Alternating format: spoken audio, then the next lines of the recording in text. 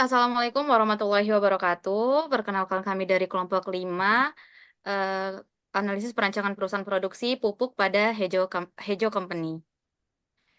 Di mana anggotanya itu ada saya sendiri Septia Anggraini, kemudian ada Alvin Rizky, kemudian ada Afril Firda, kemudian ada Laksmi Ratnaningsi, dan yang kelima yaitu ada Halimas Nafi Rafida. Masuk ke bab pertama yaitu ide usaha dan analisis kelayakan usaha, di mana latar belakangnya Hejo Company berfokus pada penyediaan pupuk yang berinovasi. Dengan fokus pada inovasi, kami manfaatkan teknologi terdepan untuk mengembangkan formulasi pupuk yang meningkatkan produktivitas pertanian secara berkelanjutan. Keunggulan kami tidak hanya terletak pada pupuk berkualitas tinggi, tapi juga pada komitmen kami terhadap keberlanjutan lingkungan. Pupuk yang diproduksi oleh Hejo Company memiliki inovasi dalam jenis dan formulasinya. Formulasi pupuk produksi Hejo Company disesuaikan dengan berbagai jenis tanah di Indonesia yang beragam, dan tentunya tetap memerhatikan bahan yang digunakan agar tidak mencemari lingkungan. Tujuan akhirnya untuk menjadi pelopor produsen pupuk yang berinovasi dan berkomitmen dalam keberlanjutan lingkungan, serta mampu bersaing secara internasional dalam industri pupuk.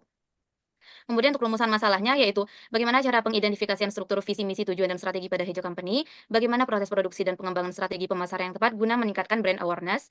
Yang ketiga, bagaimana penginterpretasikan pengembangan produk guna memenangkan market share, dan tujuannya yaitu ada tiga juga, untuk mengidentifikasi struktur visi misi tujuan dan strategi pada Hejo Company, kemudian untuk mengetahui proses produksi dan mengembangkan strategi pemasaran yang tepat guna meningkatkan brand awareness, dan untuk menginterpretasikan pengembangan produk guna memenangkan market share. Berikut sejarah, kemudian deskripsi produk dan manfaat. Terdapat dua keunikan, yaitu dapat dibaca sendiri. Kemudian ada dampak bisnisnya itu dari segi pertanian, industri pupuk lingkungan, pemasaran produk pertanian, kesehatan masyarakat. Dan berikut analisis kelayakan usahanya. Masuk ke bab 2 yaitu analisis strategi. Di mana di sini tertera profil perusahaan mulai dari namanya, tahun berdirinya, lokasi, dan deskripsi produknya. Kemudian ini ada tim kami yaitu dari kami sendiri berlima. Kemudian ada struktur organisasinya dan job description dari kami berlima. Kemudian ada visi misinya, tujuan, strategi, analisis SWOT. Kemudian ada IFAS yaitu International Factor Analysis Summary, itu berdasarkan tabel di samping diketahui bahwa total score strength sebesar 3,185 dan total score weakness sebesar 2,457. Total score IFAS itu sebesar 0,728 yang didapatkan dari pengurangan total score strength dengan total score weakness. Untuk EVAS yaitu External Factor Analysis Summary, itu berdasarkan tabel di samping diketahui bahwa opportunity-nya sebesar 2,961 dan total score trade sebesar 2,637, di mana total score EVAS sebesar 0,324 yang didapatkan dari pengurangan total score opportunity dengan total score trade.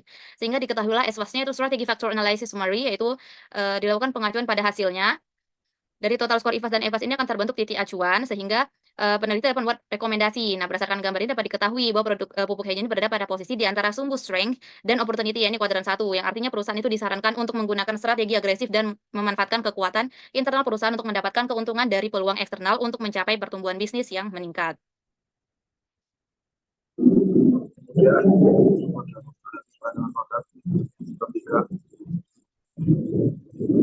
keunggulan data penyebaran Bujina dilakukan sebanyak 2 kali.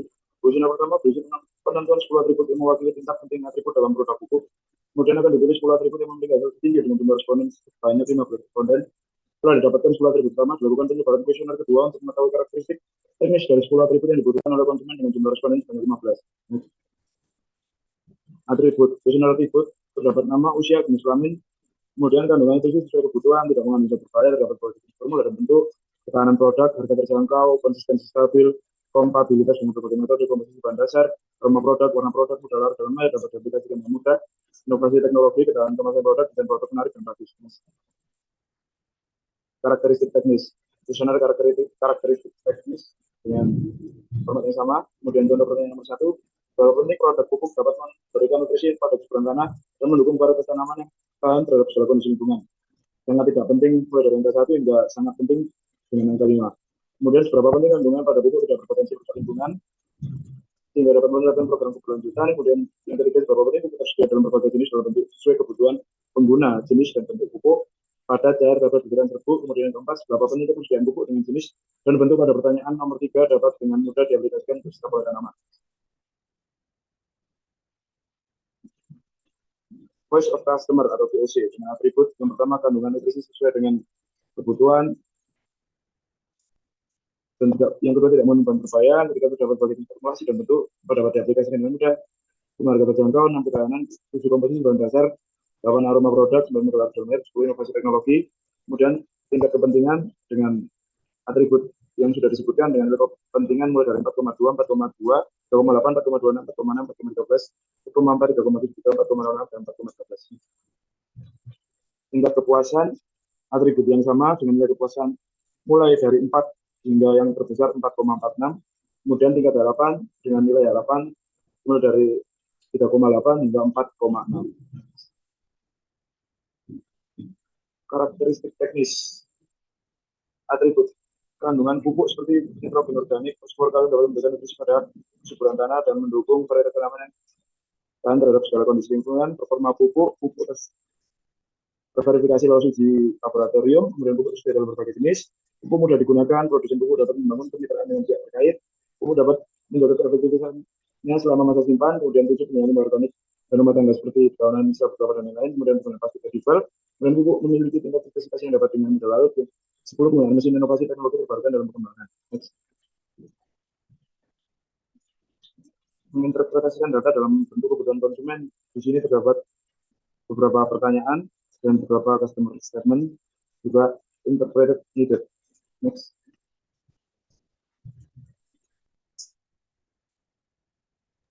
Baik, selanjutnya adalah relationship matrix, di mana yang menunjukkan kekuatan hubungan antara atribut dan karakteristik teknis. Logo lingkaran dengan bulatan hitam menunjukkan bahwa hubungannya kuat, sementara logo lingkaran tanpa warna hitam menunjukkan hubungannya sedang, dan segitiga menunjukkan hubungan yang lemah.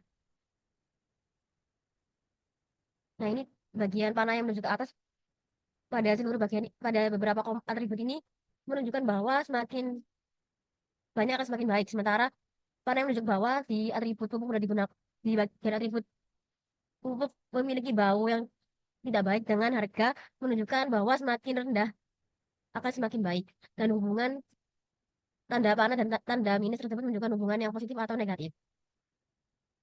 Next. Berikut adalah tingkat kepentingan dan tingkat kepuasan berdasarkan hasil rata-rata kuesioner. Next. Ini juga tingkat harapan yang diambil dari rata-rata hasil kuesioner yang telah diberikan. Berikut adalah improvement ratio yang didapatkan dari menghitung antara nilai harapan dibagi dengan nilai kepuasan. Nah, berikut adalah sales point. Ini ditentukan sendiri, di mana nilai 1,5 titik nilainya itu semakin kuat karena ada inovasi, tapi pada produk kami hanya ada pada berbagai jenis formula dan bentuk. Lalu untuk nilai 1,2 didapatkan pada tidak mengandung bahan berbahaya, harga terjangkau, dan inovasi teknologi, dan atribut lainnya hanya mencapai sales point 1.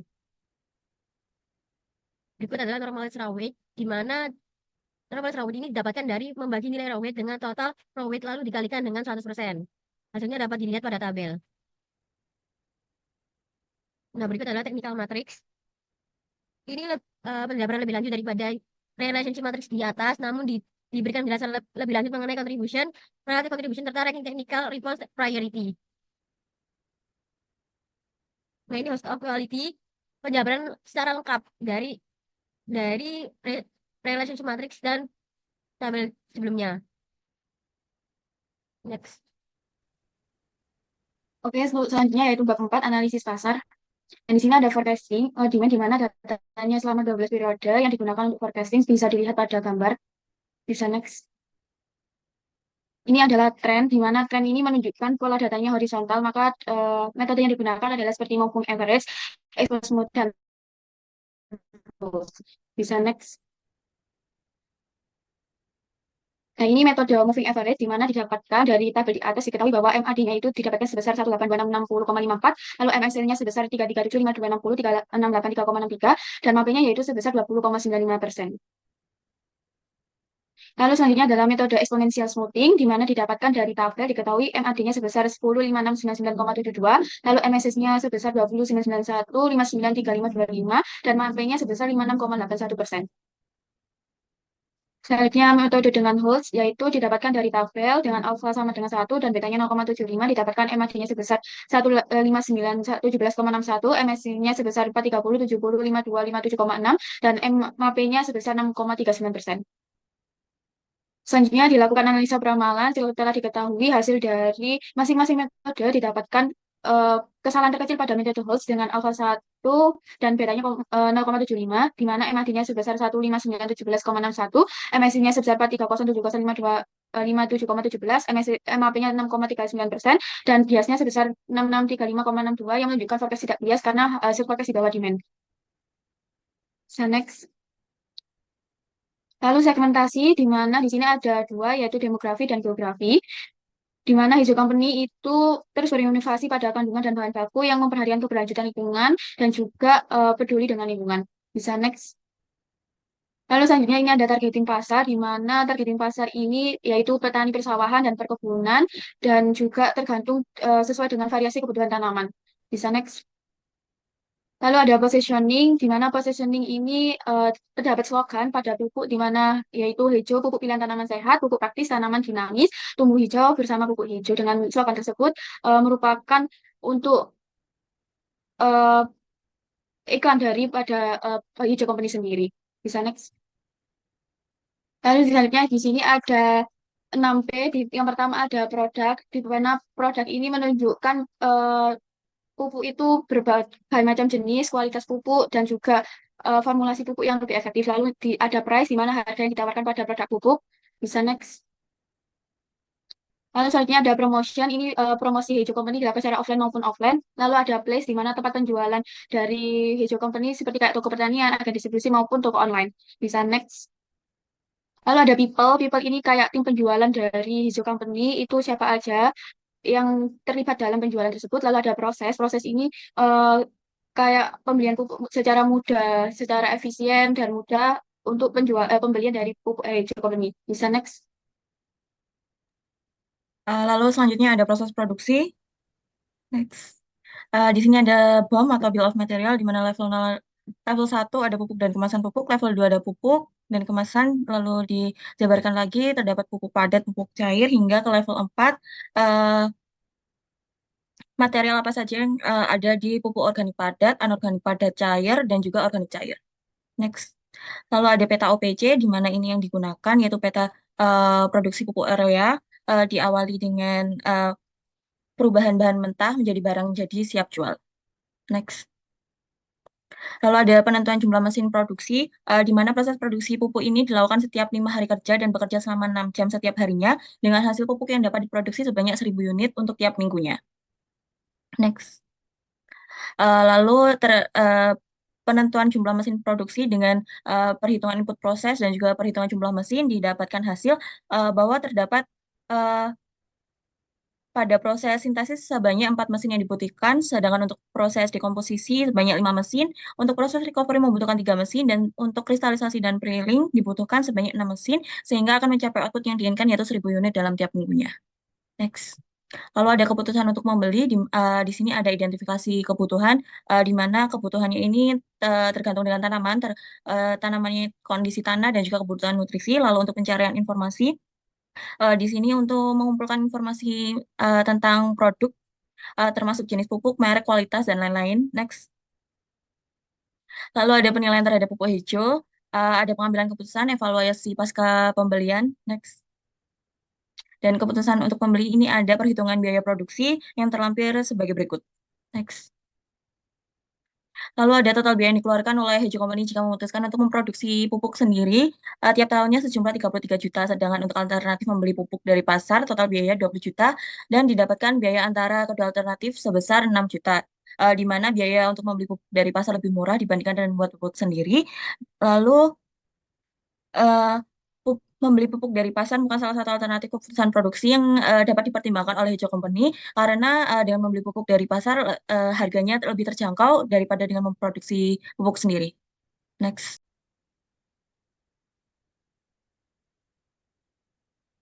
Masuk ke dalam bab 5, yaitu ada proses produksi. Next.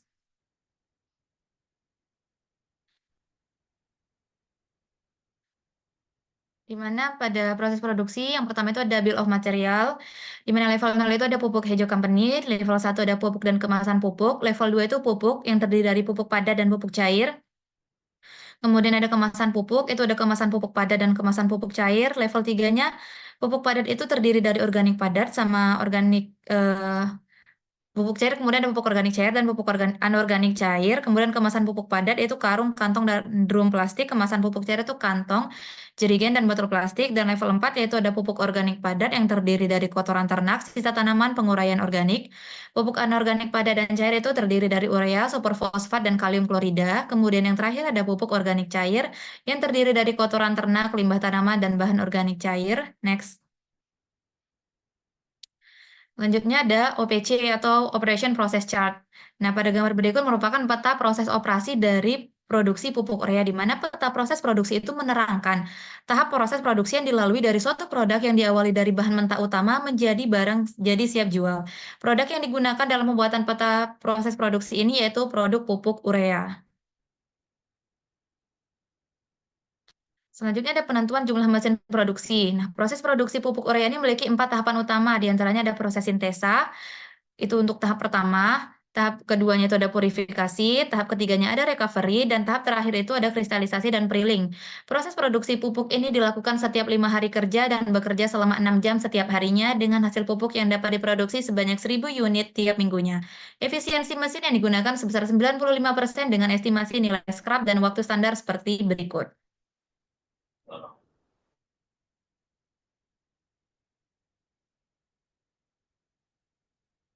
Nah, kemudian ada perhitungan dari penentuan jumlah mesin produksi. Yang pertama itu melakukan perhitungan input proses dengan rumus input proses sama dengan output per 1 dikurang P atau scrap, di mana P4 menghasilkan 1176, P3 menghasilkan 2352, P2 menghasilkan 2613, dan P1 menghasilkan 2751. Kemudian untuk perhitungan jumlah mesin dengan rumus N sama dengan WS dikali IP per E dikali D, dan dari hasil perhitungan mesin tiap proses di atas didapatkan jumlah mesin yang dibutuhkan dalam proses sintesis sebanyak 4 mesin, untuk proses dekomposisi dibutuhkan sebanyak 5 mesin, dan untuk proses recovery membutuhkan 3 mesin. Sedangkan untuk proses kristalisasi dan preheating dibutuhkan mesin sebanyak 6 mesin sehingga akan mencapai output yang diinginkan yaitu 1.000 unit dalam tiap minggunya. Selanjutnya perhitungan biaya produksi. Nah, dalam keputusan membuat atau membeli setiap komponen, di Hejo Company dilakukan perhitungan mengenai perbandingan antara biaya yang dikeluarkan jika Hejo Company membuat setiap komponen atau membeli setiap komponen. Nah, berikut perhitungan dari untuk membuat komponennya. Next. Nah, kemudian perbandingan dari biaya membuat sama membeli. Nah, berdasarkan tabel berikut, nah selisih biaya yang diperoleh itu di mana ketika membuat itu mengeluarkan dana sebesar 33 juta, sedangkan membeli itu mengeluarkan 27 juta. Nah, maka didapatkan perbedaan biaya antara kedua alternatif itu sebesar 6 juta, di mana biaya untuk membeli bahan pupuk dari pasar itu lebih murah dibandingkan dengan membuat pupuk sendiri. Next. Kemudian masuk ke bab 6 yakni proses manufaktur.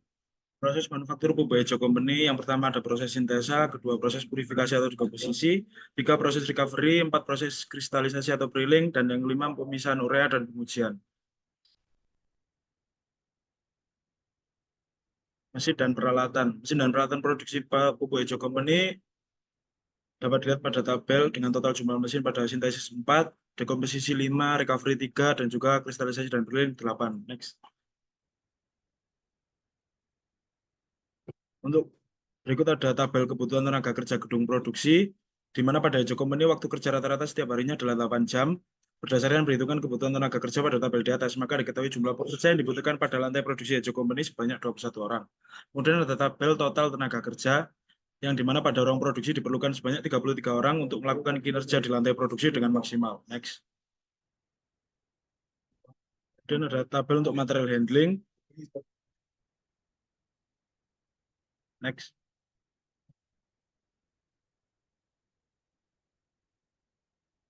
Masih pada tabel material handling. Nah, berikut ada desain lantai produksi.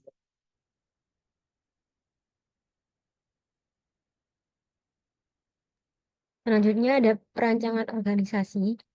Next. Nah, berikut adalah struktur organisasi dari Pupuk Hejo. Yang pertama, pada tingkat atas sendiri terdapat direktur utama, lalu ada satuan pengawas internal atau SPI dan juga sekretariat perusahaan. Lalu selanjutnya ada direktur produksi yang membawai kompartemen produksi dan kompartemen pemeliharaan. Lalu ada direktur teknik dan pengembangan yang membawai kompartemen teknik dan pengembangan serta kompartemen pengadaan dan material. Lalu ada direktur sumber daya manusia yang membawai kompartemen sumber daya manusia. Selanjutnya ada direktur komersil yang membawai kompartemen administrasi keuangan. Dan terakhir ada kompartemen pemasaran dan penjualan.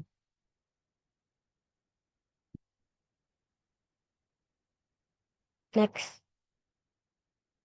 Lalu selanjutnya ada bab supply chain management.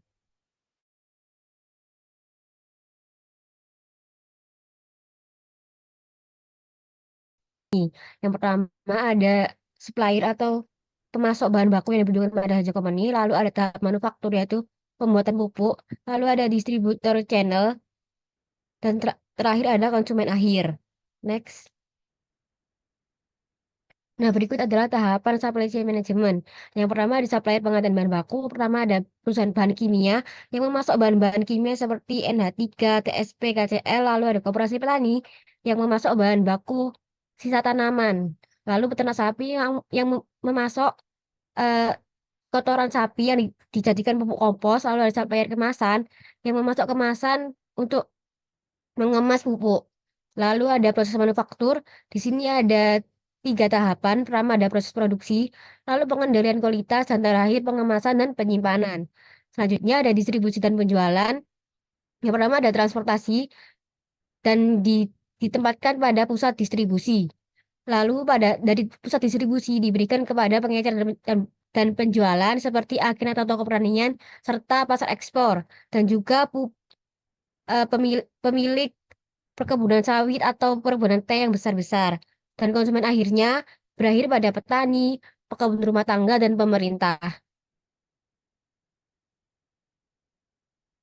Terdapat 5 strategi pada SCM. Yang pertama adalah perencanaan yang melibatkan perencanaan permintaan, perencanaan pasokan, dan kapasitas. Lalu ada sumber daya, tujuannya untuk memastikan bahwa bahan baku berkualitas tinggi tersedia tepat waktu dan dengan biaya yang efisien. Lalu ada proses produksi, yaitu penerimaan bahan baku hingga produksi produk jadi. Selanjutnya,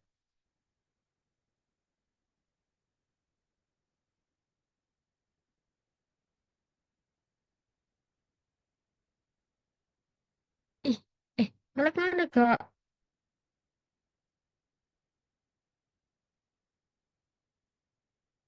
Next. Selanjutnya ada deliver atau distribusi yang melibatkan pengiriman produk jadi dari di- dari manufaktur ke pelanggan. Tujuannya untuk memastikan bahwa produk sampai ke pelanggan dengan tepat waktu dan dalam kondisi yang baik. Lalu ada pengembalian. Proses ini mencakup penanganan pengembalian produk dari pelanggan apabila terdapat kualitas yang kurang kurang memuaskan dari pelanggan. Next.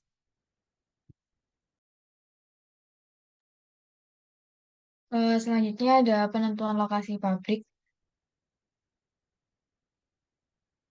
Nah, di sini ada profil bisnis di mana terdapat penempatan lokasi di Provinsi Jawa Timur yang berfokus pada suhu yang memiliki suhu yang rendah karena pupuk ini diproduksi dalam udara yang cukup eh, dingin dan bisa berpengaruh dalam pembuatan pupuk. Selain itu juga dalam jalur distribusi ini di dalam daerah Jawa Timur yang di mana lokasi tersebut itu mudah diakses seperti daerah Pasuruan, Batu, Malang, dan Sidoarjo.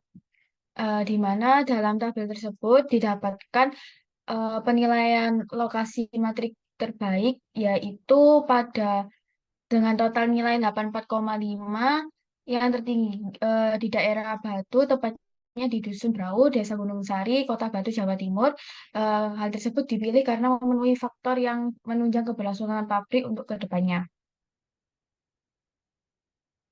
Berikut adalah peta lokasi dari Kota Bau yang digunakan untuk pemilihan lokasi dalam produksi pupuk.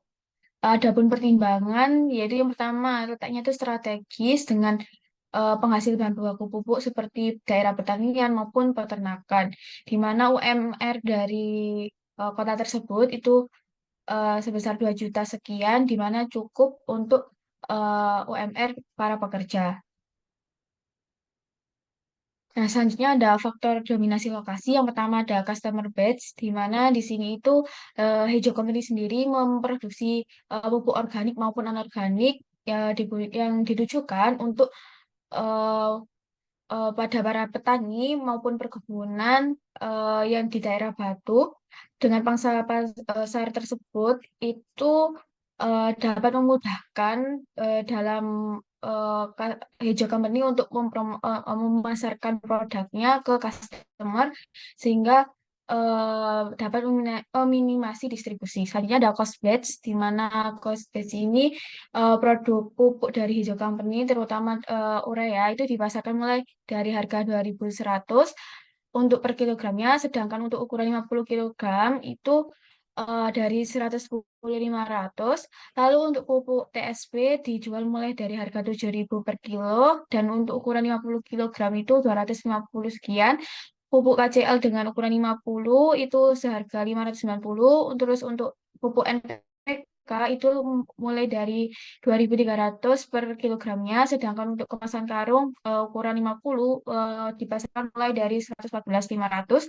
Lalu untuk pupuk kandang atau pupuk organik itu seperti pupuk kompos, pupuk organik cair dengan ukuran 500 gram itu dijual mulai dari harga 13.000. Lalu ada komputer batch, di mana Hijau Company itu menargetkan pangsa pasarnya itu mulai dari daerah di Provinsi Jawa Timur, yaitu tempat didirikannya pabrik Hijau Company sendiri di Kota Malang, di mana Hijau Company menargetkan ekspansi pasar penjualannya itu juga di seluruh Pulau Jawa.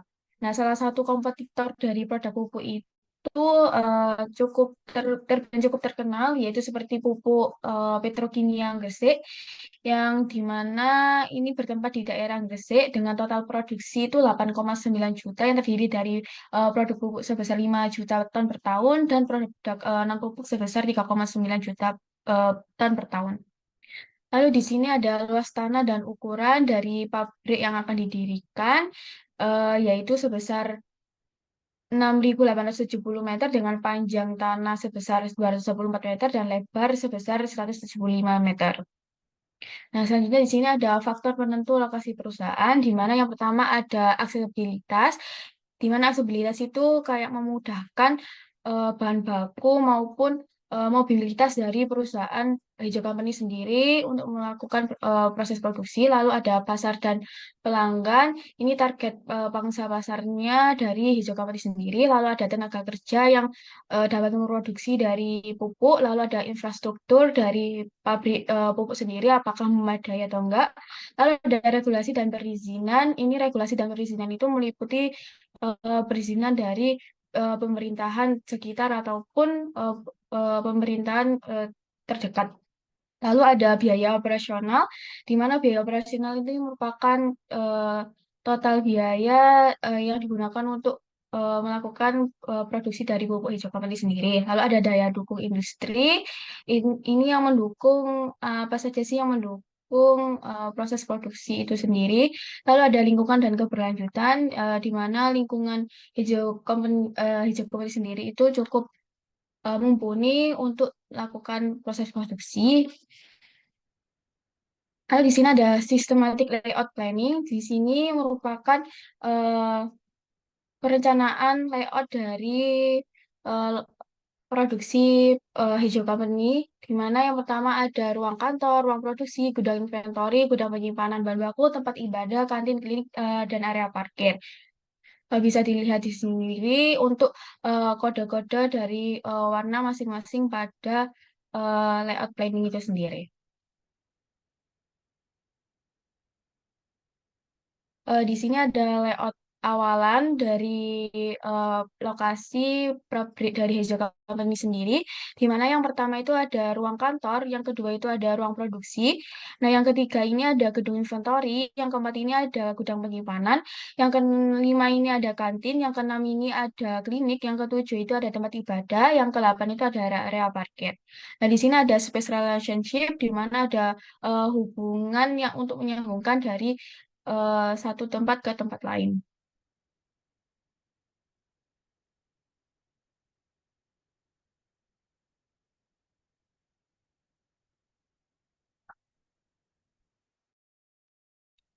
Lalu dari awal layout tersebut dilakukan optimasi layout, dan ini hasil layout awal sebelum optimasi, di mana eh,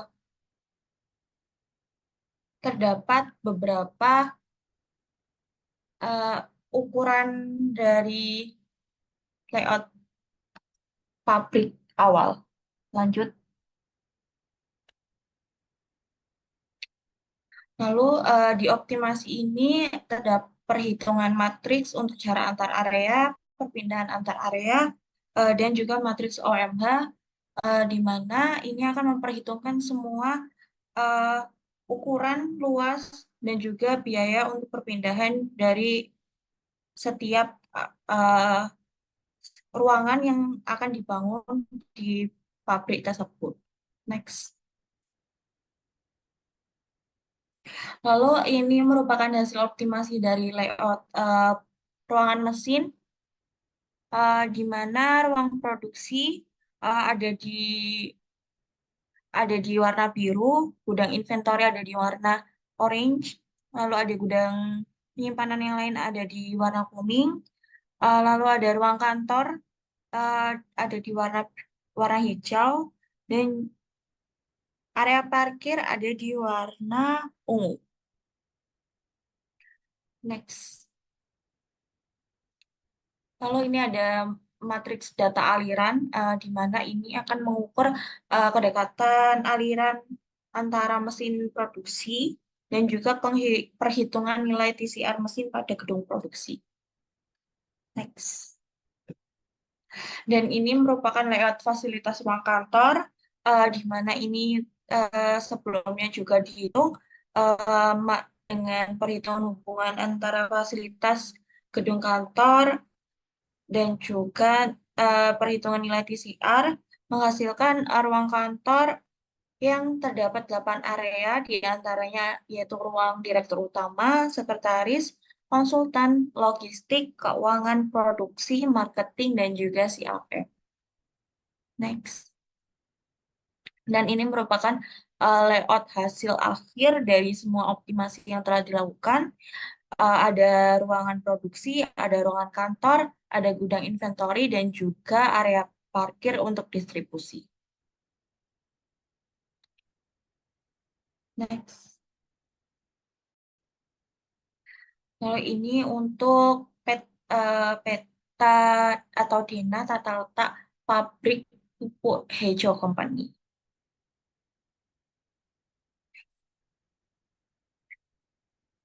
Baik, sekian semua presentasi dari perancangan perusahaan produksi pupuk Hejo. Terima kasih atas perhatiannya. Wassalamualaikum warahmatullahi wabarakatuh.